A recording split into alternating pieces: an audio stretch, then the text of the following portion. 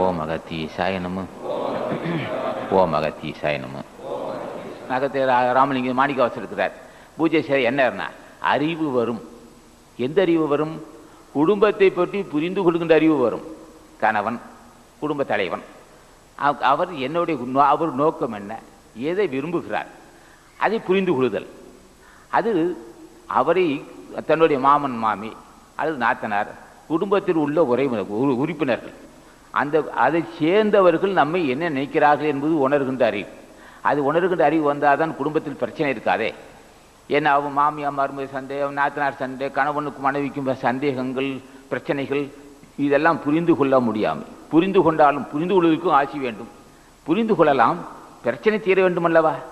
பிரச்சனை தீர்ந்தால் தானே புரிந்து கொள்வது வேறு, பிரச்சனையும் தீர வேண்டும், புரிந்து கொள்ள வேண்டும். சரியா? பண்புள்ள பிள்ளைகள் அமைய வேண்டும் அல்லவா? அது நம்ம சாமர்த்தியமா